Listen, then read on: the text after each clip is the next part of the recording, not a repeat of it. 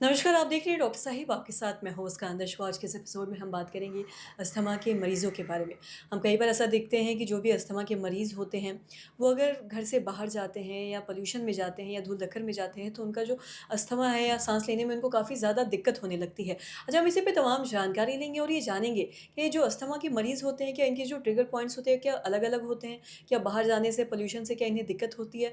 अच्छा, हम इसी पे तमाम जानकारी लेंगे। इसी पे खास बातचीत करने के लिए आज हमारे साथ मौजूद है बिहार के जाने-माने पल्मोनरी स्पेशलिस्ट डॉक्टर अमिताभ बंगा। सर नमस्कार, बहुत-बहुत स्वागत है आपका। धन्यवाद। सर अगर हम अस्थमा के पेशेंट्स के बारे में बात करें तो हम अक्सर ऐसा देखते हैं कि जो भी अस्थमा के मरीज़ हों, उनके जो ट्रिगर पॉइंट्स होते हैं वो अलग-अलग चीज़ें होती हैं।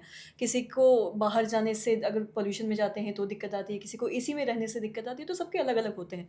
लेकिन जो भी लोग बाहर जाते हैं, पॉल्यूशन में जाते हैं, कई बार ऐसा देखा जाए उनको साँस लेने में बहुत दिक्कत आने लगती है। तो ऐसे लोग क्या करें और साथ ही क्या करने से उन्हें बचना चाहिए? क्योंकि बाहर जाना ये संभव नहीं है कि हम बाहर ना जाएँ। बिल्कुल, मुस्कान आपने पहले ही मेरे आधे सवालों का जवाब दे दिया कि हर पेशेंट के लिए कोई भी ट्रिगर फैक्टर जो होता है वो अलग-अलग होता है। मेरे लिए कोई खाना हो सकता है, कोई स्मेल हो सकता है, घर में छोकन डला वो हो सकता है, बाहर गए पॉल्यूशन हो सकता है, पोलन हो सकता है, कोई तरह का कपड़ा का कोई जैसे कैट है आपके घर में, आपको कैट से हो सकता है। मतलब जानवर से किसी से मतलब मल्टीपल फैक्टर्स हो सकते हैं आपके, पर आपको किस चीज़ से दिक्कत है ये मरीज़ ही बता सकता है, ये और कोई नहीं बता सकता। मरीज़ को अक्सर जिस चीज़ से ट्रिगर हो रहा है, उसको वो आइडेंटिफ़ाई करना होता है ताकि वो उस ट्रिगर फैक्टर्स को अवॉइड कर सके।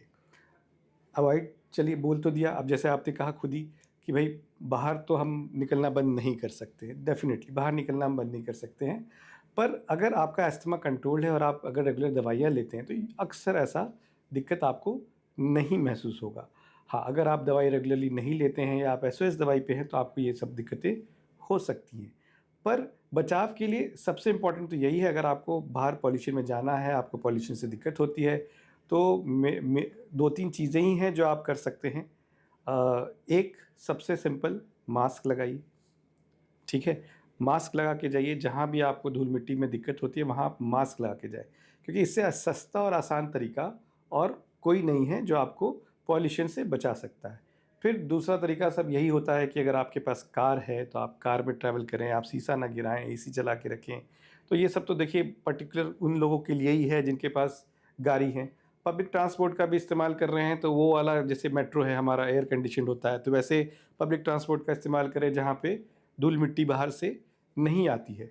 तो फिर मैं वही कह रहा हूँ, ये हर कोई इस चीज़ को लागू नहीं कर सकता, पर मास्क हर कोई लगा सकता है। तो अगर आप पूछो कि भई बाहर जाने के लिए क्या बचाव है? तो सबसे पहला बचाव है मास्क लगाएँ, अपनी दवाइयाँ, इन्हेलर, नेज़ल स्प्रे जो भी आप लेते हैं वो आप रेगुलरली लें, फ्लू का वैक्सीनेशन करें और अपने को हेल्दी रखें। और साथ ही सर आपसे ये भी जानना चाहेंगे जैसा कि आपने बताया कि धूल मिट्टी से बचें, मास्क लगाएँ। मैं आपसे ये जानना चाहूँगी कि अस्थमा के मरीज़ों में एक ये डर रहता है कि उन्हें ज़िंदगी भर है जो इन्हेलर देना पड़ेगा अगर एक बार वो शुरू कर देंगे। तो ये एक मिथ है लोगों के मन में, तो मैं आपसे जानना चाहूँगी क्या इसमें कितनी सच्चाई है, इस बारे में भी आप थोड़ा बताएँ?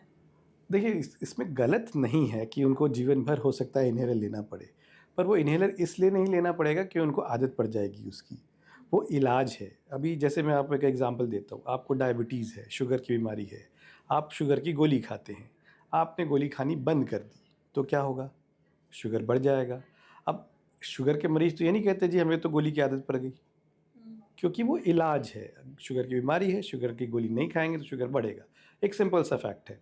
ऐसे ही अस्थमा एक क्रॉनिक बीमारी है जिसका क्योर हमारे पास नहीं है। हम उसको कंट्रोल कर सकते हैं। कंट्रोल कैसे करते हैं? इन्हेलर से, क्योंकि इन्हेलर उसका मेन दवाई है। तो अगर आप इन्हेलर छोड़ देंगे तो जो कंट्रोल आया है वो आपका कंट्रोल ख़त्म हो जाएगा या कम हो जाएगा, तो आपको दिक्कत बढ़ जाएगी। जिसको लोग अक्सर कहने लग जाते हैं कि मुझे इन्हेलर की आदत पड़ गई, जो कि एकदम गलत धारणा है। इसमें 1% भी सच्चाई नहीं है। जी।